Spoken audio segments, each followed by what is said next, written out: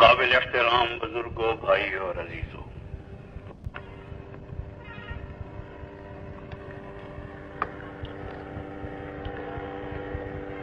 اللہ جل جلالہ نے تقریباً 1,24,000 کے قریب پیغمبر اس دنیا میں اپنے اپنے وقت پر بھیجے۔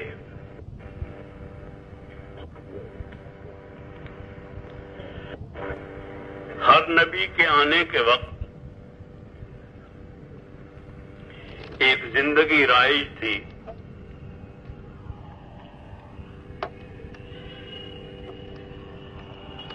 نبی کے آنے پر جو زندگی رائج تھی پہلے سے اس میں تبدیلی آئی، ایک نئی زندگی رائج ہوئی نبی کے آنے پر۔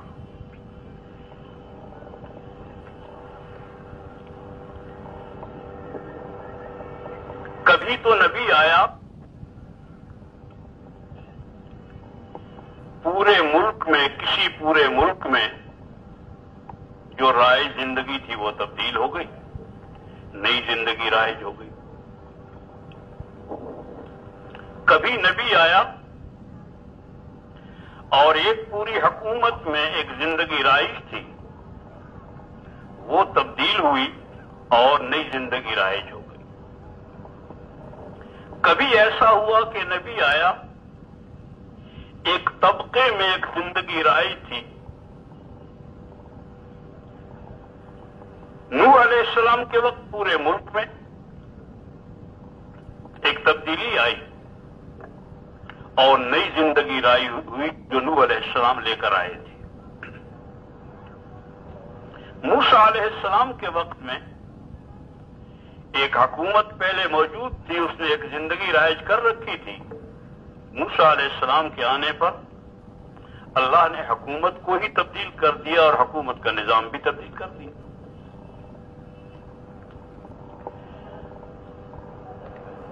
شعیب علیہ السلام کے وقت میں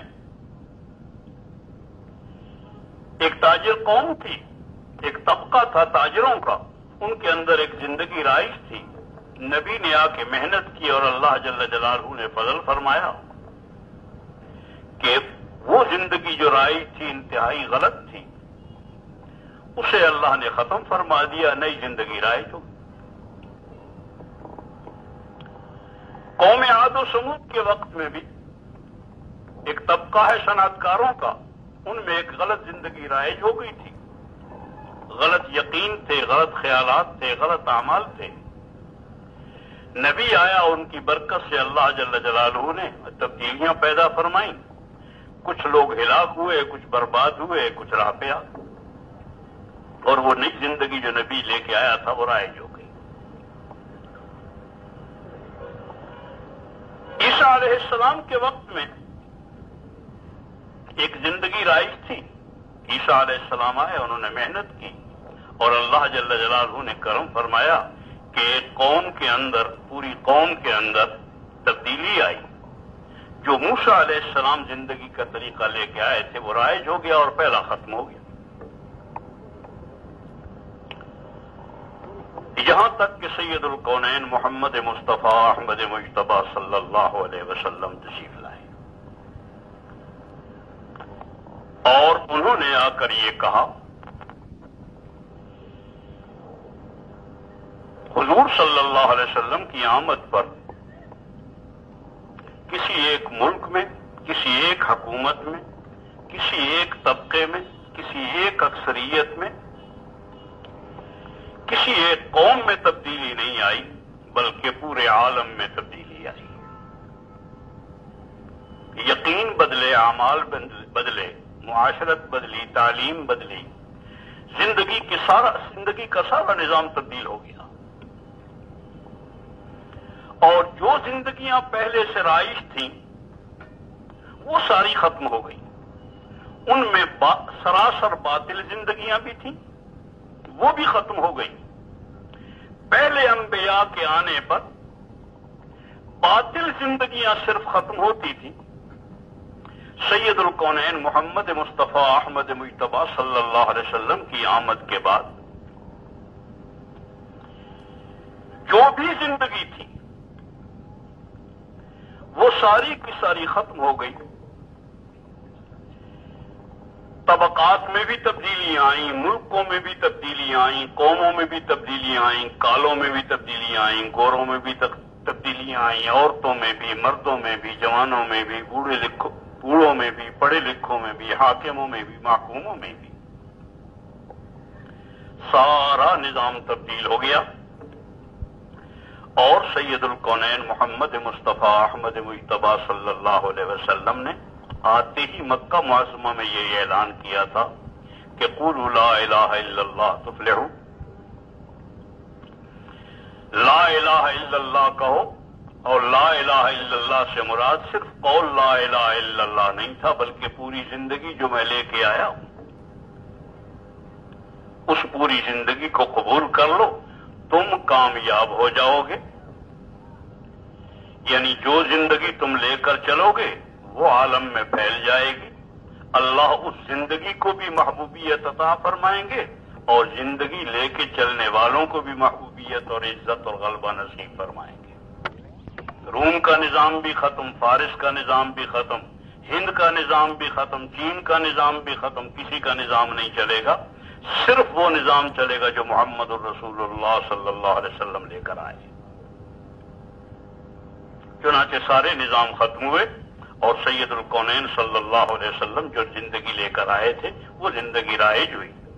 اللہ جل جلالہ نے دلوں کے اندر وہ رائج زندگیاں جتنی تھیں، یہود کی تھیں، نصارہ کی تھیں، دہریت کی تھیں، بے دینی کی تھیں، شرک کی زندگی تھی، اس سب کی اللہ جل جلالہ نے دلوں میں نفرتیں پیدا فرما دی ان زندگیوں سے، اور حضور کی لائی ہوئی ہر چیز کی محبوبیت بھی پیدا فرما دی، مرجعیت بھی پیدا فرما دی، عزت و قوت بھی پیدا فرما دی، اور اس کو باعث نجات سمجھنا بھی دلوں میں پیدا فرما دیا، جس کے نتیجے میں حضور کی ایک ایک چیز پورے عالم میں پھیل گئی اور ان کی ایک ایک چیز دنیا سے ختم ہو گئی. شراب کا پینا ختم ہو گیا، عام دستور تھا، دنیا بھر میں شراب رائج تھی، اللہ جل جلالہ نے اس نظام کو ختم فرما دیا. سودی نظام دنیا بھر میں پھیلا ہوا تھا، شیطان کا ایک جال تھا اور بدترین قسم کا نظام تھا. جیسے اس وقت دنیا پر مسلط ہے، اللہ جل جلالہ سارے سودی نظام کو ختم فرما دیا. اسی طرح سے مظالم تھے، غریبوں پر مظالم تھے، محکوموں پر مظالم تھے، اللہ جل جلالہ نے سب کو آزادیاں نصیب فرمائیں. جیسے کہ ربیع بن عامر نے ایک موقع پر کہا تھا، جب ان سے کسی نے پوچھا کہ تم اس ملک میں کیسے آئے، انہوں نے کہا ہم آئے نہیں ہیں، ہمیں بھیجا گیا ہے،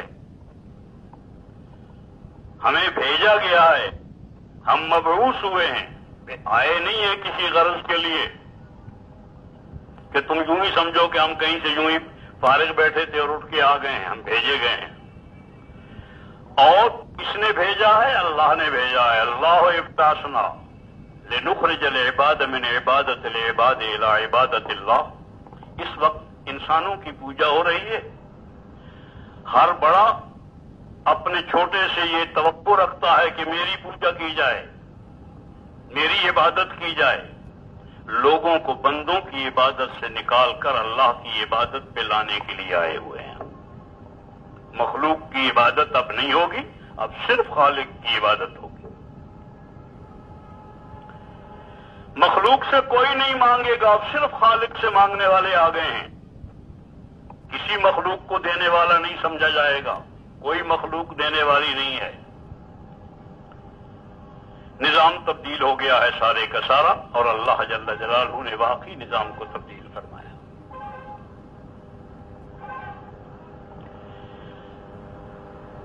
نبی کی محنت سے تبدیلی آیا کرتی ہے، آئی اور پورے عالم میں آئی. تبدیلی کی بنیاد یہ تھی، کیسے آئی، کیا ہوا، کیا محنت ہوئی. بنیاد یہ بتائی گئی کہ دیکھو یہ جو کچھ بنا ہوا ہے، یہ جو کچھ بنا ہوا ہے اس کے اندر جو تاثیریں ہیں اس سے قطعاً انکار نہیں ہے، وہ تو حقیقت ہے۔ آگ کے اندر جلانے کی تاثیر، پانی کے اندر ڈبونے کی تاثیر، چھری کے اندر ذبح کرنے کی تاثیر، کھانے سے پیٹ بھرنے کی تاثیر، پانی سے پیاس بجھنے کی تاثیر، دوا کے اندر شفا کی تاثیر، یہ اللہ نے ہی رکھی ہے، اس سے کوئی انکار نہیں ہے۔ لیکن جس چیز کے اندر جو کچھ رکھا ہے اس کا رکھنے والا جو ہے، اس کا رکھنے والا، یہ تاثیریں اس کے ہاتھ میں ہیں، اس چیز کے ہاتھ میں نہیں۔ آگ کے ہاتھ میں نہیں ہے جلانا، پانی کے ہاتھ میں ڈبونا نہیں ہے، پانی کے ہاتھ میں پیاس بجھانا نہیں ہے، نہ پانی کے ہاتھ میں ہے، نہ چھری کے ہاتھ میں ذبح کرنا ہے، اور نہ جس کے ہاتھ میں جس انسان کے ہاتھ میں چھری ہے نہ اس کے ہاتھ میں ہے ذبح کرنا۔ ذبح کرنا جو ہے وہ اللہ کے ہاتھ میں۔ اس یقین کو دلوں میں پیدا کرنا ہے، بھئی یہاں سے نظام بدلے گا۔ اگر یقین پیدا نہیں ہوتا ہے تو نظام نہیں بدلے گا۔ جن لوگوں کا یقین یہ بن گیا کہ یہ چیزیں قدرت نہیں ہے جو بنا ہوا ہے، بلکہ قدرت سے بنی ہوئی چیزیں ہیں، قدرت اللہ کی صفت ہے جو لا محدود بھی ہے، غیر متبدل بھی ہے اور ہمیشہ رہنے والی ہے۔ اللہ کے ہاتھ میں ہے، اللہ کی صفت جو ہے قدرت اس کے ہاتھ میں ہے، اس مخلوق کے ہاتھ میں نہیں ہے۔ آدمی کی عادت یہ ہے، فطرت اس کی یہ ہے کہ یہ کہتا ہے کہ یہ چیز اور میں دو مل جائیں گے تو جو کچھ اس کے اندر ہے وہ ہوگا۔ مثلا آگ ہے، آگ کے اندر جلانا ہے، میں اور آگ دونوں مل جائیں گے تو جس کو جلانا چاہیں گے جلا دیں گے، جو نمرود کا خیال تھا۔ نمرود کا خیال یہی تھا کہ میں اور آگ جب دونوں مل جائیں گے تو ابراہیم علیہ السلام جل جائیں گے، لیکن واقعہ ہے کہ نہیں ہوا وہ۔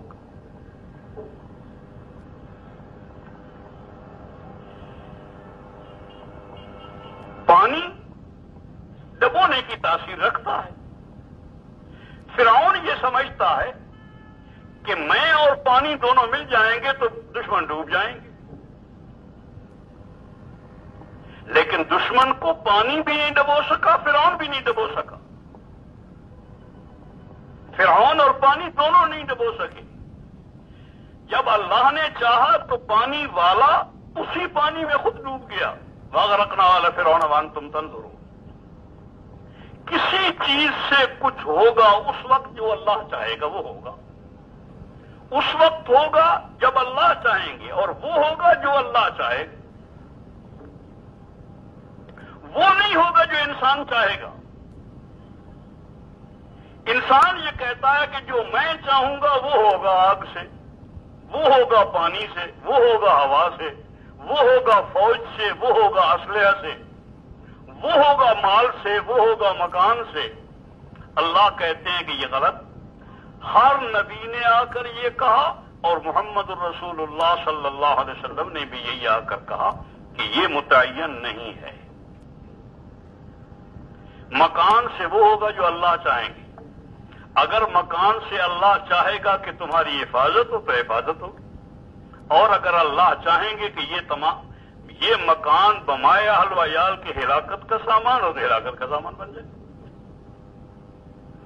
زمین سے اللہ जल्ल जलालहू अगर चाहेंगे तो हमारी जिंदगी बनेगी जमीन के अंदर की चीजों से निकलने वाली चीजों से, और जिंदगी बनती जब अल्लाह चाहते हैं। और अगर अल्लाह चाहेंगे तो इसी जमीन में जलजला आएगा और इंसानियत धस जाएगी, हिलाकत का सामान बन जाएगा। हर चीज में नफा भी है, नुकसान भी है। इससे नफा पहुंचेगा या नुकसान पहुंचेगा, ये किसके हाथ में है? अकेले अल्लाह के हाथ में। न किसी हाकिम के हाथ में है, न किसी वजीर आजम के हाथ में है, न किसी सदर के हाथ में है, न अमेरिका के हाथ में है, न रूस के हाथ में है। किसी के हाथ में कुछ नहीं है। जो कुछ बना हुआ है, चाहे इनके हाथों का बना हुआ है और चाहे जमीन से निकला हुआ है, बराह रास्त जो अल्लाह का बनाया हुआ है, सूरज है, चांद है, सितारे हैं, हवाएं हैं, पानी है, जमीन है, इससे वो होगा जो अल्लाह चाहेंगे। इससे वो होगा जो अल्लाह चाहेंगे। और जो इनके हाथों का बनाया हुआ है, जो रूस ने बना रखा है, जो अमेरिका ने बना रखा है, जो चीन ने बना रखा है, जो किसी ने बना रखा है, जहां कहीं बना हुआ है, उससे भी अल्लाह की कसम हुई होगा जो अल्लाह चाहेंगे। वो नहीं होगा जो वो चाहते हैं, बल्कि वो होगा जो अल्लाह चाहेंगे। अगर अल्लाह ने किसी वक्त इरादा फरमा लिया कि वो जो कुछ इन्होंने बना रखा है वो वहीं फट जाए, तो वहीं फट के जितने बनाने वाले हैं उन्हीं के लिए काफी हो रहे हैं। ये नहीं कि जिसके लिए बना रखा है उन पर जाके गिरेगा, है अल्लाह के इरादे पर, अल्लाह पर मौकूफ है।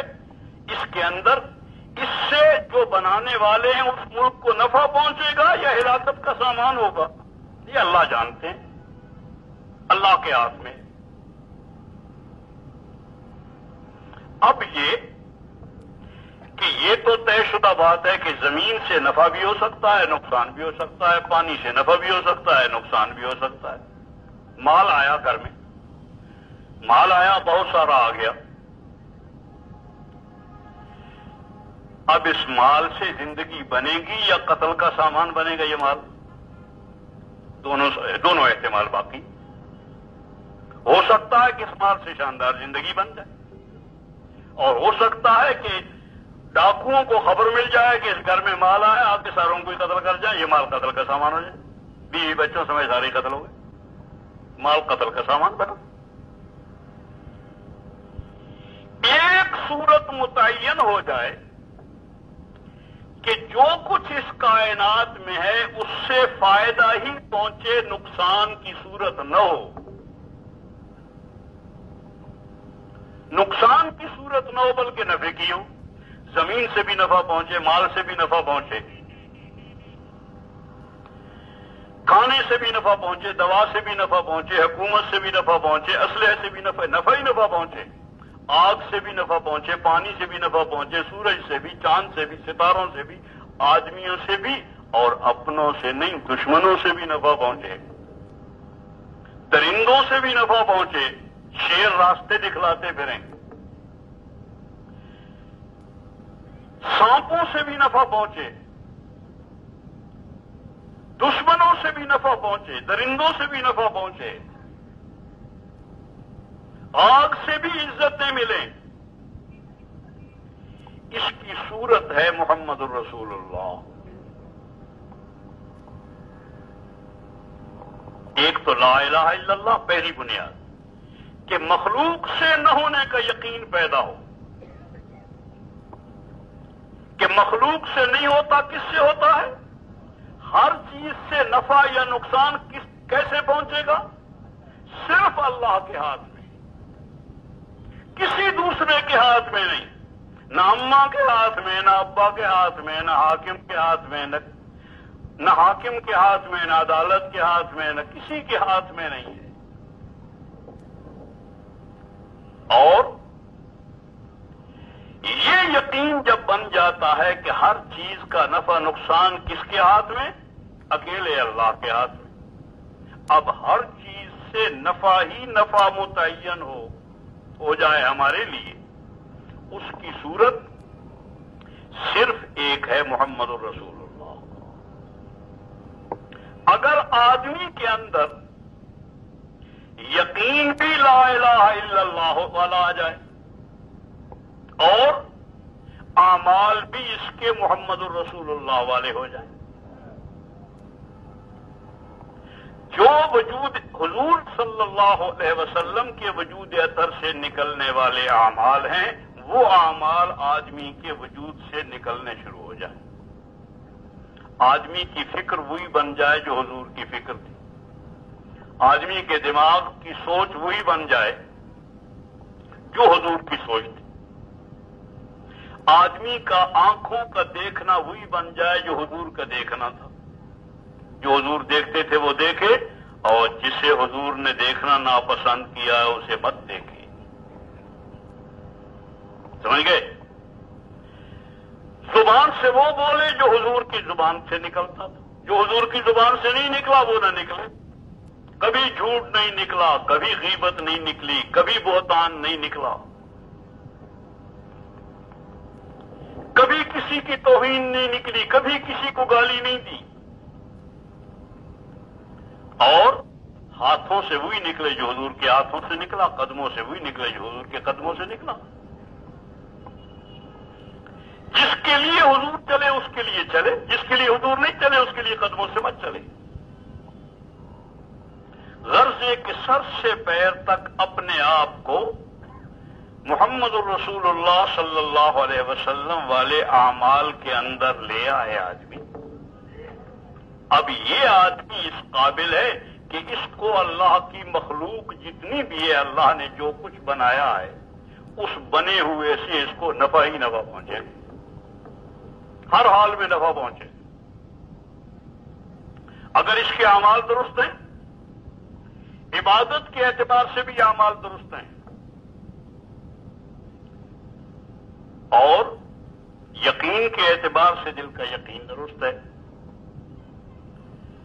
عبادت کے اعتبار سے بھی اعمال درست ہیں، اخلاق کے اعتبار سے بھی اعمال درست ہیں، معاملات کے اعتبار سے بھی اعمال درست ہیں، معاشرت کے اعتبار سے بھی اعمال درست ہیں۔ کسی ایک آدھ عمل کے میل کھانے سے کام نہیں بنے گا، ہر چیز کے اعتبار سے اس کے اعمال درست ہیں۔ معاشرت بھی حضور والی ہے، اخلاق بھی حضور والے ہیں، عبادت بھی حضور والی ہے، معاملات بھی حضور والے ہیں، سوچ بھی انہی والی ہے، مقصد حیات بھی وہی ہے، دن بھی انہی کی طرح سے گزرتا ہے، رات بھی انہی کی طرح سے گزرتا ہے، کمانا بھی انہی کی طریقہ سے ہے، خرچ بھی انہی کے طریقہ سے ہے، یہاں تک کہ پہننا، کھانا اور حجامت بنانا بھی انہی کے طریقہ کے مطابق ہے۔ تو اس آدمی کے، ایسے آدمیوں کے لیے اللہ کا وعدہ ہے کہ میری بنی ہوئی جتنی چیزیں ہیں ان سے ان انسانوں کو ہمیشہ نفع ہی نفع پہنچے گا، اور نہ صرف یہ کہ یہاں نفع پہنچے گا، یہاں بھی نفع پہنچے گا اور موت کے بعد بھی نفع پہنچے گا۔ حکومت مل گئی، حکومت سے فائدہ پہنچے گا یا ذلیل ہوں گے یہ اللہ کے ہاتھ میں، عزت ملے گی یا ذلت ملے گی یہ کس کے ہاتھ میں ہے؟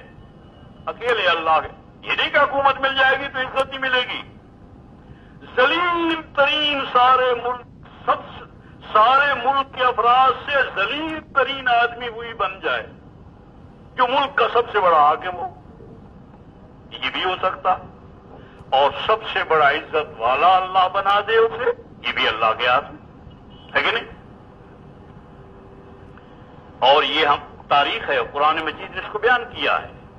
یہ جو کچھ میں کہہ رہا ہوں قرآن کے انداز کی بات، جس پر وہ زور دیتا ہے، جو راستہ بتاتا ہے سیدھا سیدھا اور بہت آسان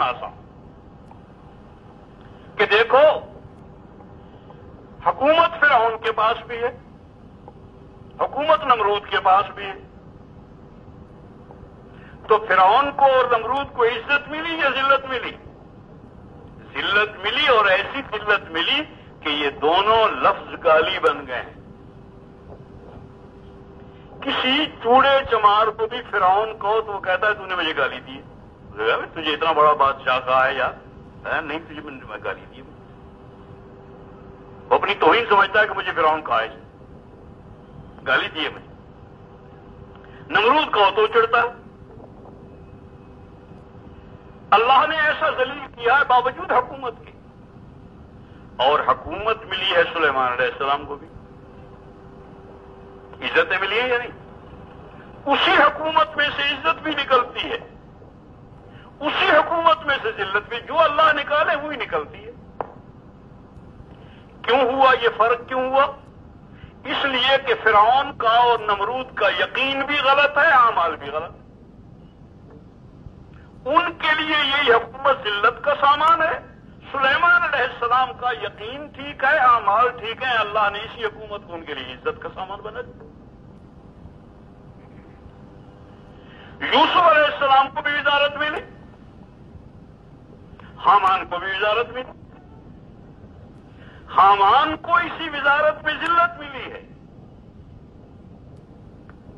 اس لیے کہ اس کا یقین بھی ٹھیک نہیں، اعمال بھی ٹھیک نہیں. یوسف علیہ السلام کا یقین بھی ٹھیک ہے، اعمال بھی ٹھیک ہے، علم بھی ٹھیک ہے. اللہ جل جلالہ نے اسی میں ان کو عزتیں عطا فرمائی.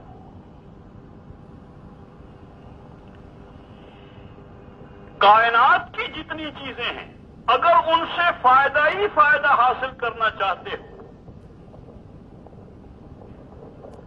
اور ہر طرح کا فائدہ، یہاں کا فائدہ بھی اور وہاں کا فائدہ بھی، پوری زندگی جتنی تمہاری لمبی ہے، اتنی سی زندگی کی بات نہیں ہے. جتنی زندگی کو سامنے رکھ کے چل رہے ہو اتنی زندگی کی بات نہیں ہے. یہ اور انتہائی نادانی کی بات ہے کہ آدمی صرف یہاں کی زندگی کو سامنے رکھ کے چلے. بالکل غلط. دیکھو، اصل مسئلہ مستقبل کا ہوتا ہے. سارے جتنے بھی ہیں، جو بھی سمجھدار آدمی ہوتا ہے، جس کے سر میں بھیجا ہوتا ہے، کچھ نہ کچھ اللہ نے صحیح کو فکر دی ہوئی ہوتی ہے، سوچ دی ہوئی ہوتی ہے، وہ کہتا ہے کہ مستقبل کی فکر کرو، مستقبل کی فکر کرو. حال تو جیسا کیسا گزر جائے گا، مستقبل کی فکر ہو. بچوں کے مستقبل کی فکر، چھوٹوں کے مستقبل کی فکر. جتنے بھی سمجھدار ہوتے ہیں لوگ، اپنے بھی مستقبل کی فکر، دوسروں کے بھی مستقبل کی فکر ہوتی ہے. اور مستقبل بھی اصل میں کوئی زمانہ ہے، حال تو کوئی زمانہ نہیں ہے. حال جو ہے، یہ بیچارہ تو ایسا بے حال ہے. حال جو ہے ایک ہا ہے، ایک الف ہے اور ایک لام ہے. بس حال کہا اور حال ختم. اتنا ہی ہے نا حال، اس سے آگے مستقبل ہے. اتنا ہی ہے ہمارا موت تک کا وقت، اور اصل زندگی تو آگے ہے، ہمیشہ ہمیشہ کی، اربوں نہیں کھربوں سال. اور سال بھی وہ اللہ جل جلالہ کے شایان شان. یہاں والے سال نہیں چھوٹے چھوٹے جو 12 مہینے میں نکل جاتے ہیں. وہاں کے سال اللہ کے شایان شان ہوں گے، اور وہاں کے دن بھی اللہ کے شایان شان ہوں گے. وہاں کی ہر چیز اللہ کے شایان شان ہوں گے. ہم خود بھی اللہ کے شایان شان ہوں گے انشاءاللہ العزیز. آدمی خود جو ہے وہ بھی اللہ کے شایان شان ہوگا. یہ اللہ کا نائب اور خلیفہ ہے. اس کی نگاہیں بھی اللہ کے شایان شان ہوں گی. اس کی دماغی صلاحیتیں بھی اللہ جل جلالہ کے شایان شان ہوں گی. اس کے اندر کی طاقتیں یہ بھی اللہ کے شایان شان ہوں گے. ہر طرح کی طاقتیں. ایک قدم یہاں رکھے گا اور دوسرا قدم حضور کے گھر رکھے گا. اتنی لمبی طاقتیں ہوں گی. جہاں پہنچنا چاہے گا وہ بالکل کن فیکونی بن جائے گا. جہاں چاہے گا، جو چاہے گا ہوگا، اور بالکل بلا تاخیر ہوگا. بالکل بلا تاخیر ہوگا. عرض کر رہا تھا کہ اللہ جل جلالہ کہ جو پوری زندگی ہمیں عطا فرمائی ہے، جو کھربوں سال ہے، اور اس کی کوئی انتہا نہیں ہے. کھرب ورب کچھ نہیں، تعداد تو کوئی ہو ہی نہیں سکتی، اس لیے کہ 12 ایک جگہ پر ختم ہو جاتی ہے تعداد. نہ ختم ہونے والی زندگی ہے اللہ نے ہمیں دی ہے. کسی مخلوق کی نہ ختم ہونے والی زندگی نہیں ہے. بھائی ایک اللہ ہے اور ایک بندہ ہے، یہ نہ ختم ہونے والے. وہ ایک روایت موجود ہے کہ جس وقت تمام انسان ختم ہو جائیں گے سورہ اسرافیل کے بعد، اور تمام انسان نہیں، جتنے ذی روح ہوں گے سارے ہی ختم ہو جائیں گے، کوئی چیز باقی نہیں رہے گی. اور ذی روح بھی نہیں، وہ کوئی وجود میں رہنے والی چیزیں وہ بھی ساری ختم ہو جائیں گی. تو اللہ جل جلالہ اسرائیل علیہ السلام کو بلائیں گے اور فرمائیں گے کہ یہ بتا کہ باقی کون کون ہے. تو وہ جواب میں کہیں گے کہ الہی باقی ہیں ایک تو عرش کے اٹھانے والے فرشتے، اور ایک ہیں ہم چار، یعنی اسرائیل، جبرائیل، میکائیل اور اسرافیل. یہ ہم چار بڑے فرشتے ہیں، یہ ہم موجود ہیں. اور عرش کو اٹھانے والے یہ بڑے فرشتے موجود ہیں، اور آپ ہیں. تو اللہ جل جلالہ فرمائیں گے اچھا جاؤ ان تینوں ساتھیوں کو، جو فرشتے ہیں نا تمہارے بڑے، جبریل اور میکائیل، اسرافیل، ان تینوں کی روح قبض کر لو، اور جتنے عرش کے اٹھانے والے فرشتے ہیں ان کی بھی روح قبض کر لو. ان کا بھی انتقال ہو جائے گا. ان کے انتقال کے بعد اللہ جل جلالہ پھر پوچھیں گے کہ اسرائیل اب کون کون باقی؟ نکال اللہ تو باقی ہے اور میں باقی، صرف دو باقی ہے، باقی کچھ نہیں ہے کہیں. تو اللہ جل جلالہ فرمائیں گے کہ تو بھی چلا جا، اور وہ اسی وقت اس کا انتقال ہو جائے گا کہ تو بھی مر جا، وہ بھی مر گیا. اب کون باقی ہے؟ صرف اللہ کی ذات، صرف اللہ باقی، کوئی باقی نہیں ہے مخلوق. عرض کر رہا تھا کہ ایک وقت آئے گا کہ کوئی مخلوق بھی باقی نہیں رہے گی.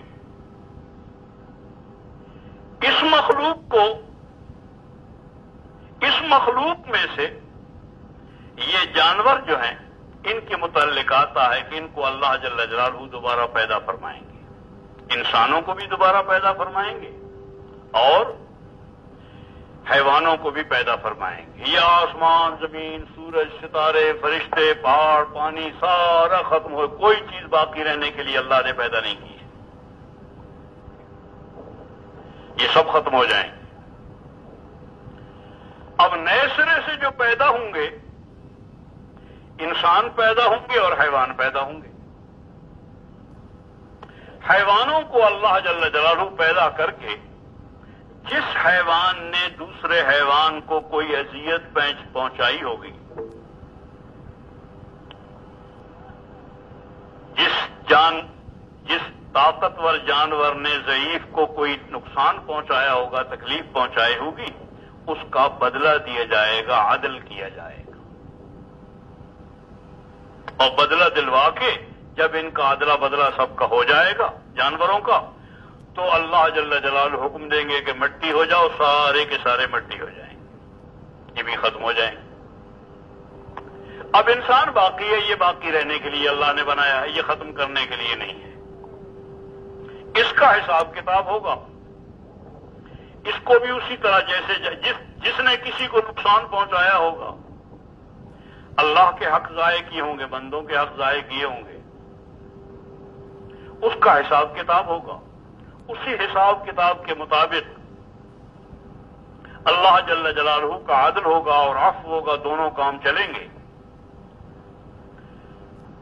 ایک حلقہ جنت میں جائے گا سیدھا براہ راست، ایک حلقہ اپنے اعمال کی سزا بھگتنے کے لیے جہنم میں جائے گا، ایک حلقہ براہ راست جہنم میں جائے گا، ایک حلقہ وہ ہوگا جو پرسرات سے گرے گا. لیکن ہے انسان باقی رہنے کے لیے، یہ ختم ہونے کے لیے نہیں ہے. ادھر جنت میں رہے گا زندہ یا جہنم میں رہے گا زندہ، لیکن ہے زندہ رہنے کے لیے. یہ بڑی جاندار چیز ہے، یہی اصل چیز ہے. انسان اسی کے لیے کل عالم پیدا کیا ہے، اور اگلی دنیا ساری بھی اسی کے لیے ہے. جنت بھی اسی کے لیے ہے، وہاں کی راحتیں بھی اسی کے لیے ہیں، وہاں کے املاک بھی اسی کے لیے، وہاں کی عزتیں بھی اسی کے لیے ہیں۔ عرض یہ کر رہا تھا کہ اس مستقبل کو سامنے رکھ کے چلنا ہے۔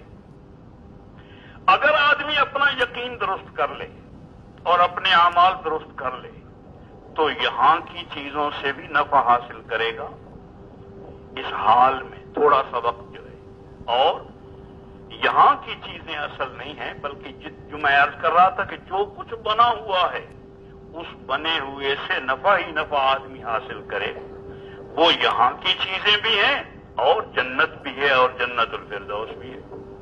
وہاں کی چیزوں سے بھی نفع وہی حاصل کریں گے جن کا یقین صحیح ہوگا، اعمال صحیح ہوگا۔ بالکل سیدھا سیدھا مختصر سا راستہ ہے۔ اب اس کو سب سے پہلا کام کرنے کا یہ ہے، کائنات میں آرام کی، عزت کی، راحت کی، غلبہ کی، قوت کی، محبوبیت کی، مرجعیت کی زندگی گزارنے کے لیے صرف دو کام کرنے ہیں۔ ایک تو اپنا یقین درست کرنا، سب سے پہلے اپنا یقین درست کرنا، اور اس کے ساتھ ساتھ اپنے اعمال درست کرنا۔ صحابہ یہ کہتے ہیں کہ تعلمنا الایمان ثم تعلمنا القرآن، پہلے ہم نے ایمان سیکھا پھر ہم نے قرآن سیکھا۔ اس لیے کہ جب تک آدمی کا یقین درست نہیں ہوتا اتنے تک آدمی کے اعمال بالکل درست نہیں ہوتے، اعمال درست نہیں ہوتے، اعمال کرتا ہی نہیں آدمی کو، ذوق ہی پیدا نہیں ہوتا، شوق ہی پیدا نہیں ہوتا اعمال کا جب ایمان نہیں ہوتا۔ ہاں جب ایمان آ جاتا ہے تو تمام اعمال کا شوق بھی ہوتا ہے اور اعمال درست بھی ہوتے ہیں اور اعمال قبول بھی ہوتے ہیں۔ اعمال کے مطابق زندگی گزارنا آدمی کے لیے آسان ہو جاتا ہے۔ ہر خیر کی طرف آگے بڑھنا آسان ہوتا ہے، ہر شر سے پیچھے ہٹنا آسان ہوتا ہے، ہر نیکی کی طرف بڑھنا آسان، ہر بدی سے پیچھے ہٹنا آسان۔ جیسے آدمی کے اندر صحت ہوتی ہے، صحت ہو تو آدمی آگے بڑھنا چاہے آگے بڑھ سکتا ہے، پیچھے ہٹنے کی ضرورت ہو تو پیچھے ہٹ جاتا ہے۔ اسی طرح جب ایمان آتا ہے تو اندر ایک قوت پیدا ہوتی ہے جو نظر نہیں آتی کسی کو بھی، نہ خود ایمان والے کو نظر آتی ہے نہ کسی اور کو نظر آتی ہے، جیسے صحت نظر نہیں آتی لیکن اندر ہوتی ہے۔ جب وہ صحت ایمانی اندر آ جاتی ہے تو ہر خیر کی طرف آگے بڑھنا آسان ہوتا ہے اور ہر غلط سے پیچھے، ہر بدی سے پیچھے ہٹنا آسان ہوتا ہے۔ شراب چھوڑنی ہے اسے چھوڑ دے، سود چھوڑنا اسے چھوڑ دے، جو چھوڑنے کی چیزیں ہوں گی وہ چھوڑنی آسان ہو جائے۔ اسی بنا پر سید الکونین صلی اللہ علیہ وسلم نے مکہ معظمہ میں سب سے پہلے ایمان سکھایا اور اس پر 13 سال لگائے۔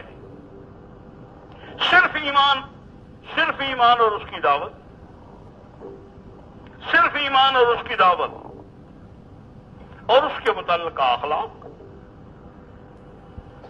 انہی کو سیکھا گیا۔ جب ایمان آ گیا کہ جو کچھ ہوتا ہے کس سے ہوتا ہے؟ صرف اللہ سے ہوتا ہے، اور اللہ جل جلالہ ہر چیز میں نفع رکھ دیں اس کی صورت کیا ہے؟ محمد الرسول اللہ، وہ بھی ایمان۔ یہ یقین پیدا ہو گیا۔ اب جب اللہ کے رسول نے کہا کہ نکلو گھر سے اور اپنی سب چیزوں کو چھوڑو، گھر بھی چھوڑو، بھی بچوں کو بھی چھوڑو، زراعت کو بھی چھوڑو، تجارت کو بھی چھوڑو، راحت کو بھی چھوڑو، آرام کو بھی چھوڑو اور نکلو۔ کہاں جائیں گے؟ مجھے معلوم نہیں کہاں جاؤ گے، یہاں سے نکلو۔ حکم یہ ہے کہ یہاں سے نکلو، اپنا سب کچھ چھوڑو۔ یہ امت ایمان والی تھی، سب کچھ چھوڑتی ہے۔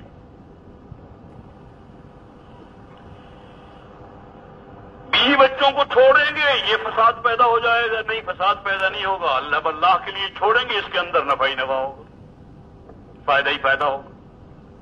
دکان کو چھوڑیں گے فائدہ ہی ہوگا، مکے جیسے وطن کو چھوڑیں گے فائدہ ہی ہوگا۔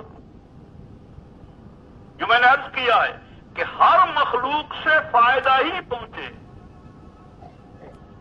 ہر مخلوق سے ہر حال میں فائدہ پہنچے، اس کی بنیاد ہے محمد الرسول اللہ۔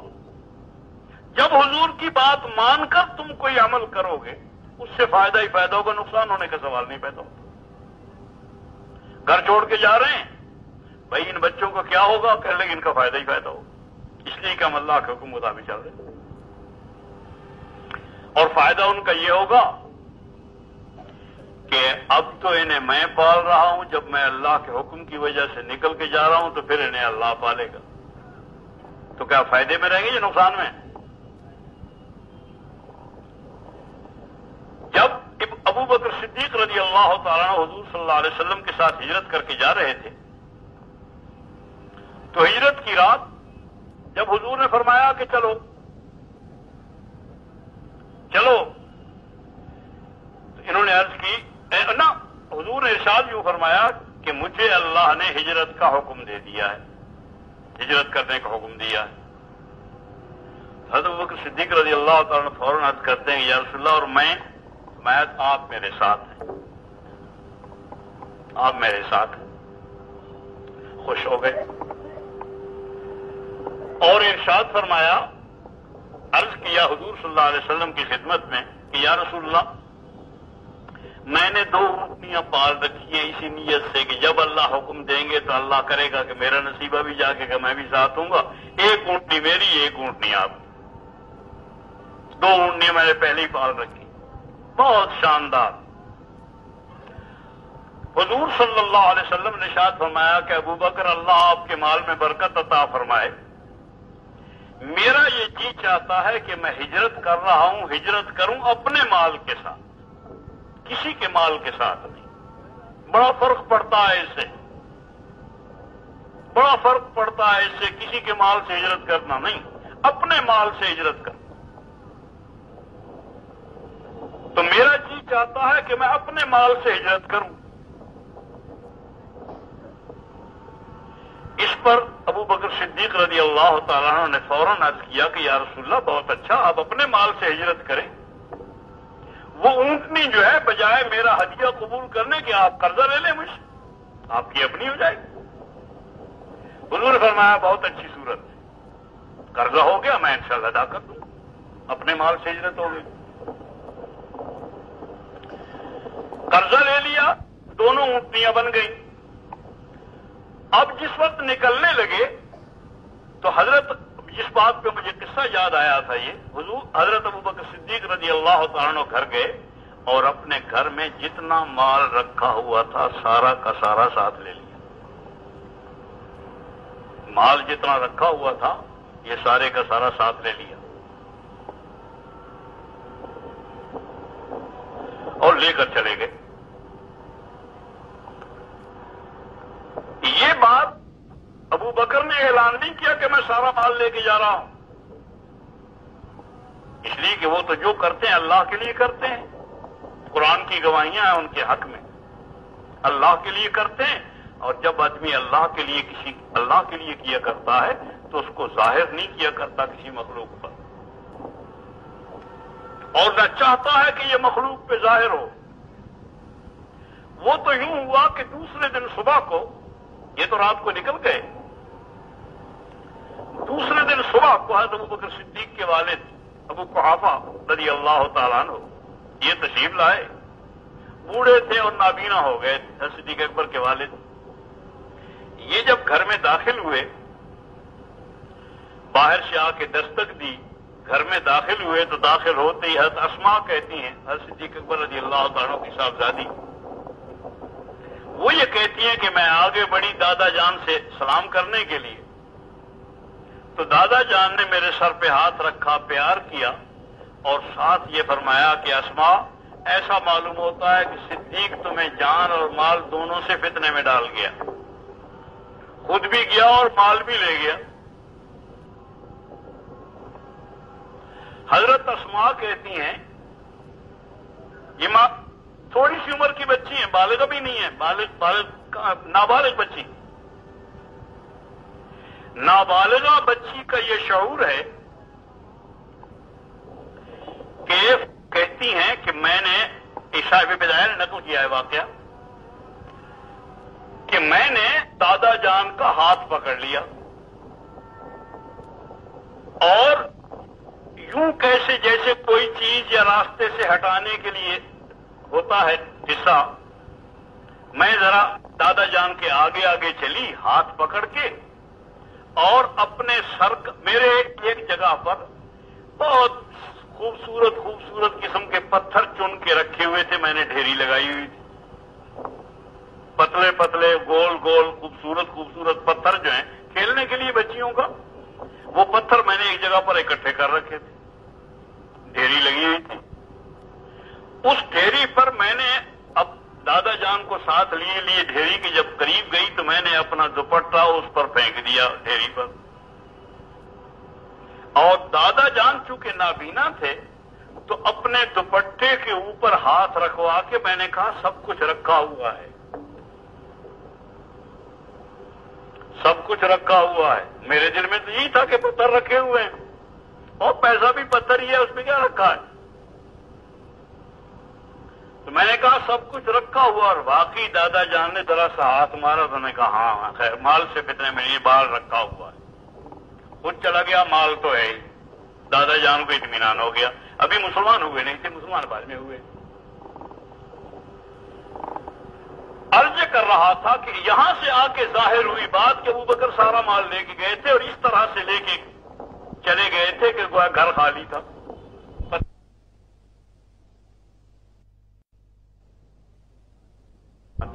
عائشہ جیسی بچیاں یہاں موجود تھیں, اہلیہ موجود ہیں, بچے موجود ہیں, ابا موجود ہیں. ان سب کو جب چھوڑ کے جا رہے تھے, اگر کسی نے اس وقت ابو بکر صدیق رضی اللہ تعالیٰ عنہ سے پوچھا ہوتا مسلمانوں میں سے کہ جناب آپ جا رہے ہیں اور سارا مال بھی لے جا رہے ہیں, ان بچوں کا کیا ہوگا, حقوق اللباس,